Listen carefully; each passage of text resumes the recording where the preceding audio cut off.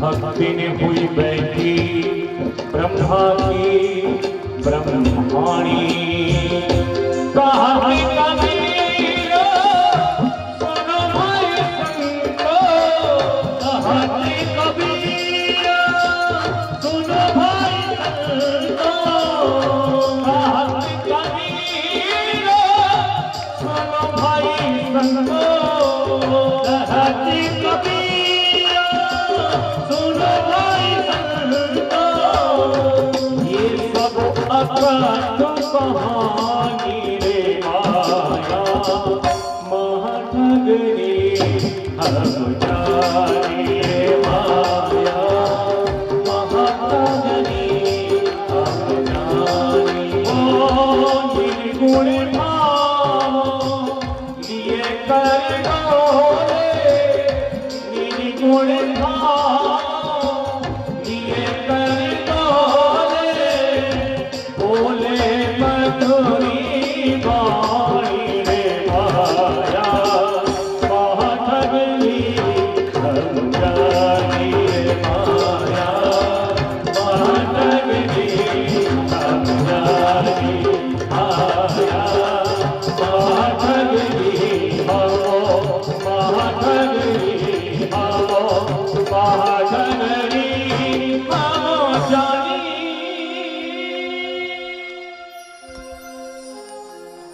बोलिए सर्वेश्वर भगवान की जय। सुखदेव जी महाराज के सामने राजा परीक्षित मरने वाले को क्या करना चाहिए ये प्रश्न किया है। ये प्रश्न सुखदेव के सामने राजा का नहीं है, ये हम लोगों का भी प्रश्न है। इतने लोग बैठे हैं, इनमें कोई एक भी तो अमर नहीं है, सबके सब मरने वाले तो हैं। जो जीव मरने वाला है, जो शरीर मरने वाला है, उसको करना क्या चाहिए? सुखदेव जी राजा को उत्तर देते हैं, राजन तुम बड़े भाग्यशाली हैं। तुमने ऐसा प्रश्न करके सारे दुनिया के लोगों को पवित्र कर दिया, सारे लोगों की शंका का समाधान कर दिया। राजन मरने वाले को चाहिए गृहात् प्रव्रजितो धीरः पुण्य तीर्थ जलाप्लुतः। मरने वाले को चाहिए सावधान हो जाए। सावधानी हटने का नाम है मौत। सनत सुदातीय दर्शन में आया है, सनकादि नारद से कहते हैं प्रमादो वही मृत्यु। असावधानी का नाम ही मौत है।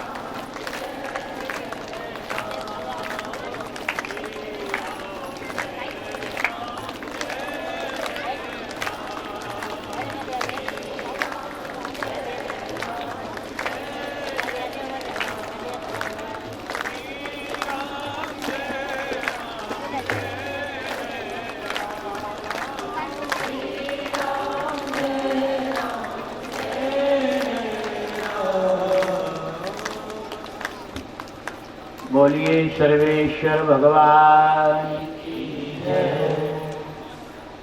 असावधानी ही मृत्यु है। सुखदेव कहते हैं राजन, तुम्हारे जीवन के तो साथ, किंतु अयोध्या के सम्राट खटवांग नाम के राजर्षि, उनको अपनी मौत का पता लग गया था। 2.25 घड़ी में ही उन्होंने अपनी आत्मा का उद्धार कर दिया। खटवांग नाम के राजा सावधान हो गए। राजा, मरने वाले का कर्तव्य है। बोले जन्म लाभ पर पुंसाम अंते नारायण स्मृति। मनुष्य जन्म आपका सार्थक हो जाए, मनुष्य जन्म का सर्वोच्च लाभ प्राप्त हो जाए, वो यही है कि मरते समय भगवान का नाम याद आ जाए। अंते नारायण स्मृति। मृत्यु काल में भगवान का नाम आ जाने मात्र से जीव का मोक्ष हो जाता है, किंतु भगवान का नाम आता नहीं है। जो अभी जिंदा है वो सोचते हैं कि मरने लगेंगे तो चट नाम ले लेंगे, पट पार हो जाएंगे। ऐसा नहीं होता। जन्म जन्म मुनि जतन कराही, ओ अंतराम कहे आवत नहीं। एक जन्म नहीं, करोड़ों जन्मों तक मुनि लोग प्रयत्न करते हैं, मरने के समय भगवान का नाम याद आता नहीं। उसका कारण है, उसका कारण है कि आप जिस घर गृहस्थी में रहे हो, 50 साल, 60 साल, 70 साल, 80 साल घर में रचे पचे रहे हो। तुम घर में काम, क्रोध, लोभ, मोह, इनका पूरी तरह से जोर तुम्हारे ऊपर रहा है। तुम्हारे हृदय में काम का जोर है, तुम्हारे हृदय में क्रोध, लोभ का जोर है। आपको बिल्कुल सत्य बात बता दें, एक बार हम वृंदावन श्री गुरुदेव के साथ गए कई बार, किंतु अनुभव एक बार का विशेष हुआ है। भोपाल से मथुरा के लिए मालवा एक्सप्रेस में रिजर्वेशन था। गुरुजी के साथ मथुरा रात्रि भर गाड़ी चली, सुबह ही सुबह मालवा एक्सप्रेस ने मथुरा उतार दिया। उस जमाने में थाना चलते थे। गुरुजी के साथ मथुरा से वृंदावन मात्र 20 मिनट 25 मिनट लगे होंगे। तांगे से आ गए, आश्रम में आ गए। गुरुजी ने स्नान किया, हमने भी स्नान किया। गुरुजी संध्या पर बैठ गए और हम भी संध्या करने लगे। गायत्री का जप कर रहे थे। ध्यान देना, जब स्नान करके संध्या पे बैठ के गायत्री का जप कर रहे थे, तो गायत्री के जप करते समय हमको गायत्री का तो ध्यान नहीं हो रहा था, बल्कि ट्रेन की जो आवाजें थी चुप चुप चुप चुप चुप चुप चुप वो आ रही थी। ट्रेन को छोड़े 2 घंटे हो गए। कितने? 2 घंटे। केवल ट्रेन का साथ हमने 12 घंटे का किया था। वह 12 घंटे के साथ करने से वह ट्रेन छोड़ दी है, और फिर भी वो ट्रेन की आवाज 2 घंटे तक आगे चली गई। केवल 12 घंटे का साथ हुआ है। और जिस गृहस्थी का तुम्हारा साथ 70 साल का रहा और 60 साल का साथ रहा, उस गृहस्थी की आवाज कब तक चली जाएगी? अरे दूसरे जन्म तक। मरने लगोगे तो भगवान कैसे आएंगे याद? गृहस्थी आएगी याद। बात समझ में आई कि नहीं आई? जिस पत्नी, पुत्र, पैसा की गुलामी तुम जिंदगी भर करते रहे, मृत्यु काल में वो पैसा याद आएगा, पत्नी याद आएगी, बेटे याद आएगा। तुमने पहले से उस गृहस्थी में अभ्यास नहीं किया है परमात्मा के चिंतन का। इसलिए प्रहलाद जी कहते हैं, समझदार व्यक्ति को चाहिए कौमार आचरेत प्राज्ञ धर्मान भागवतानि हो। बुद्धिमान व्यक्ति को चाहिए कि कुमार अवस्था से ही भगवान की भक्ति में लग जाओ, तब मृत्यु काल में भगवान याद आएंगे। भगवान याद आते नहीं। सुखदेव कहते हैं कि राजन घर में न मरे, कहाँ जाए मरने? बोले गृहात् प्रव्रजितो धीर पुण्य तीर्थ जलाप्लुत, पुण्य तीर्थों में चला जाए। मरने के केवल 2 स्थान बताए शास्त्र में, गांठ बांध लेना। अगर तीसरी जगह कहीं मरे तो दुर्गति से कोई ब्रह्मा नहीं बचा सकता, दुर्गति होगी।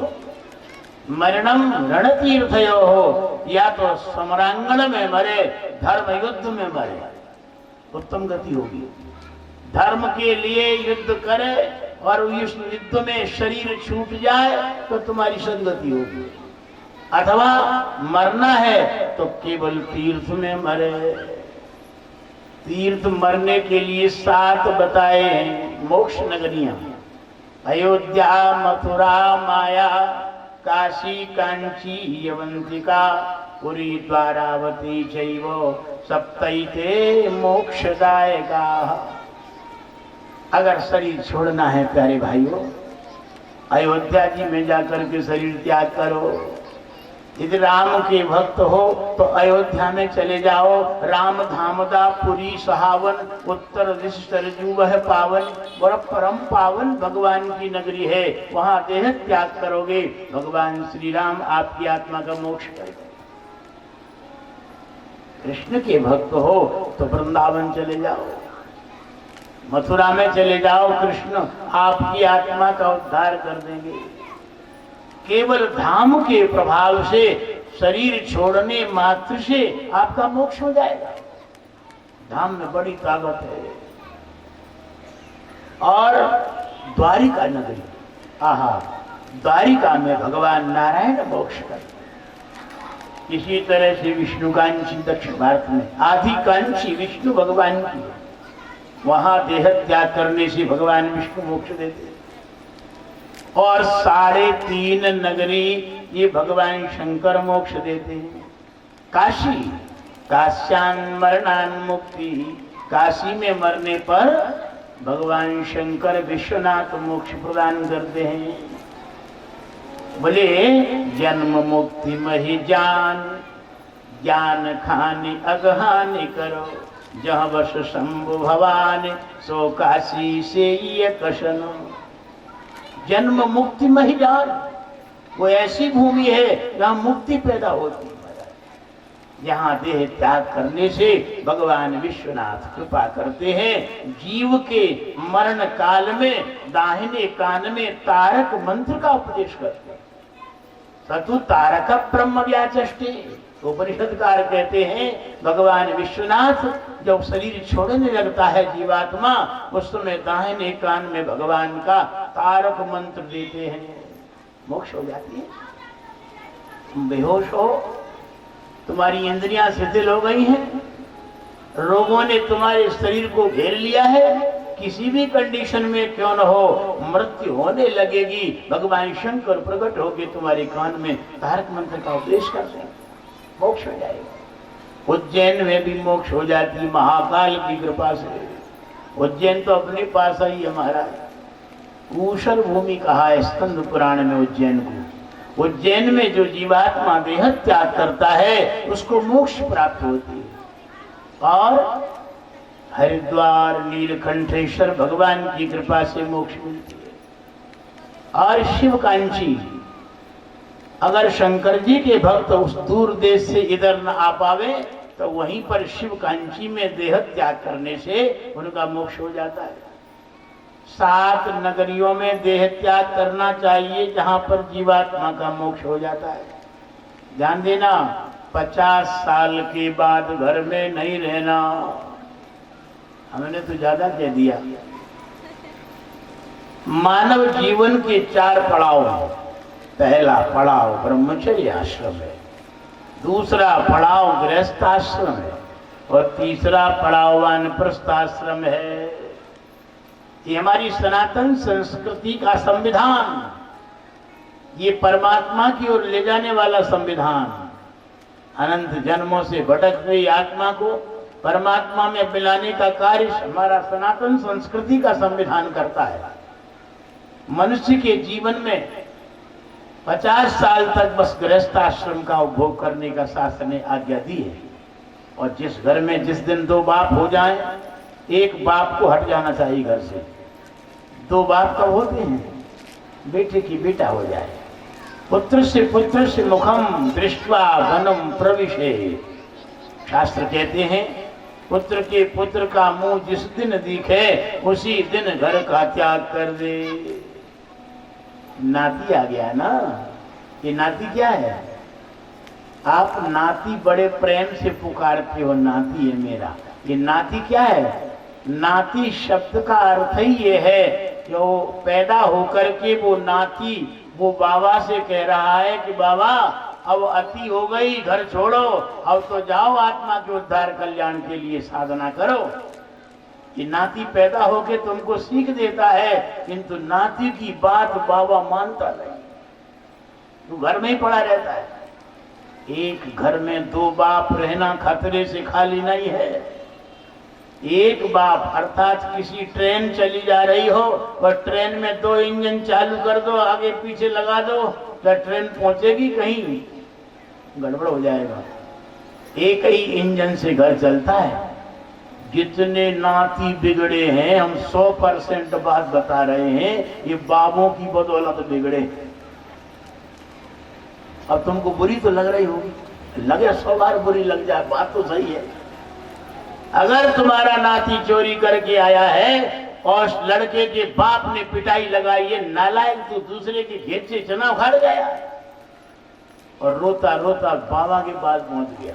बाबा की गोद में उसने असली हरकत तो बताई नहीं, अपनी बात छुपा ली। और रोते रोते बाबा ने पूछा, क्यों रे, किसने मारा? कि बाप ने मारा। बोल, तेरे बाप का बाप मैं बैठा हूं, मैं तेरे बाप की पिटाई लगाऊंगा। हो गया काम, बंटा ढाल। यही तो हुआ है। लालयेत 5 वर्षाणि 10 वर्षाणि ताडयेत प्राप्ते 16 वर्षे पुत्रम मित्र बदाचरे। तुम्हारे घर में बच्चा पैदा होवे, 5 साल तक लाड़ प्यार करो, ये ऋषियों की आज्ञा है। कितने साल तक? 5 साल तक लाड़ लड़ाओ बच्चे को, और जैसे ही 6वीं साल में लगे बस लाड़ प्यार रख दो ताक में, और फिर उसको अच्छी पढ़ाई लिखाई के लिए अच्छी तालीम दो, ताड़ना दो उसको, अच्छे अच्छे गुणों का आधान करने के लिए। बिल्कुल लाड़ नहीं करना है। और कब तक ये ताड़ना देना है? बोले प्राप्ति 16 वर्षे, 16 साल तक जब हो जाए तब तक ताड़ना दो।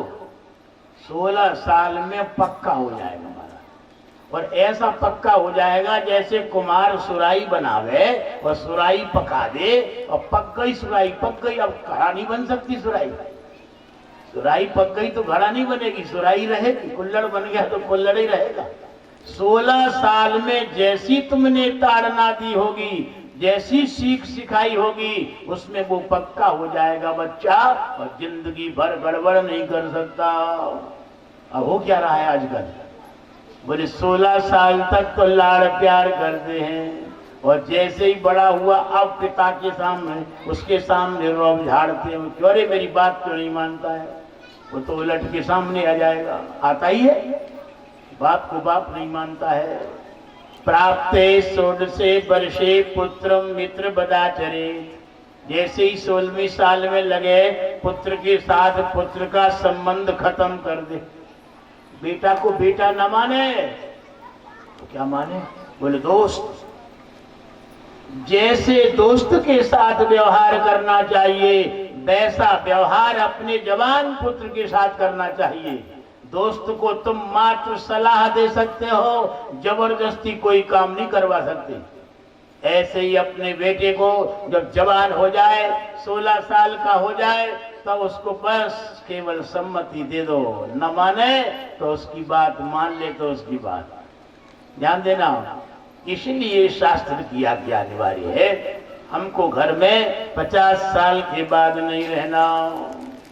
अगर अपनी आत्मा का उद्धार करना है, ये बिल्कुल पक्की और सच्ची बात बता रहे हैं। 50 साल के बाद में घर में हरवाई चरवाई के समान काम करते रहोगे, कब आत्मा का उद्धार करोगे? पत्नी पुत्र परिवार से जुड़े रहोगे, वहां की सुख दुख की बखेड़ाएं तुम उनका एहसास करते रहोगे, तो भगवान का एहसास कब करोगे?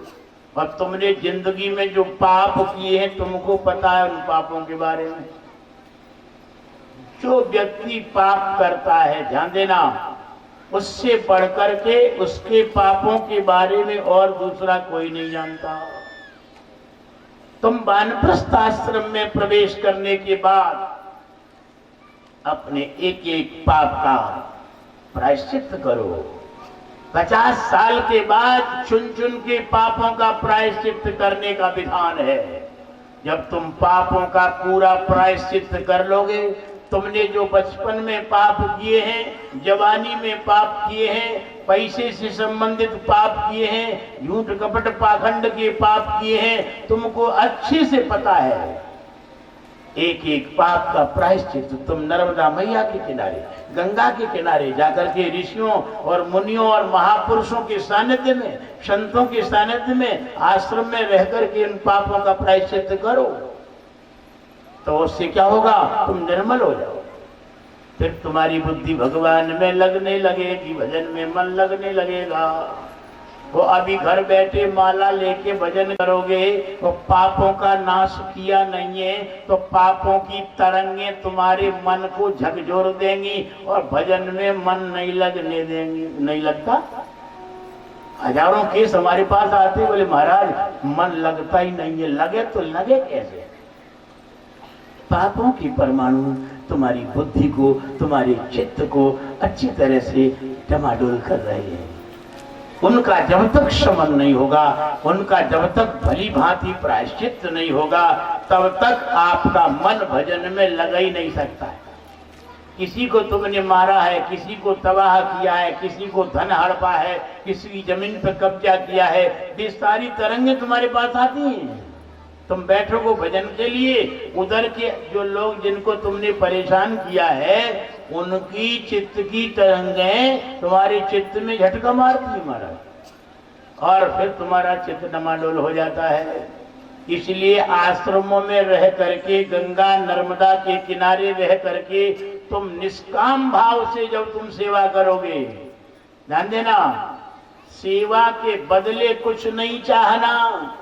निष्काम भाव से जब सेवा करोगे आश्रमों में संतों की, महात्माओं की, विद्वानों की, तो तुम्हारे सारे पाप जलने लग जाएंगे, निश्चिंत हो जाओगे, निष्पाप हो जाओगे। ये विषय बड़ा गंभीर है प्यारे भाइयों।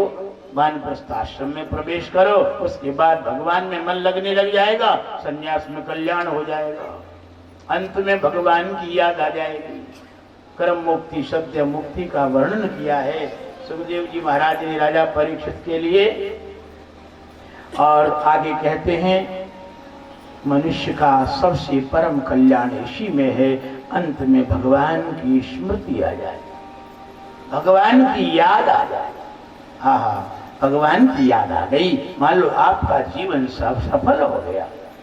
लोग दुनिया की कामनाओं के कारण उलझे हुए हैं, हमको ये चीज चाहिए, हमको वो चीज चाहिए, अलग अलग देवताओं की उपासना कामनाओं की पूर्ति के लिए करते, बस कामना तक सीमित रह जाते। अविनाशी परमात्मा की प्राप्ति के अलावा विनाशी जगत के पदार्थों की प्राप्ति करने में अपनी ऊर्जा आपने खपाई है, समझो आपसे बढ़ के कोई दूसरा बेवकूफ नहीं। तुम्हारी आत्मा का जो पावर है, ऊर्जा है, परमात्मा की प्राप्ति में लगाओ। अकामो सर्व कामो वा मोक्ष काम उदारदी तीव्रेन भक्ति योगेन यजेत पुरुषम परम।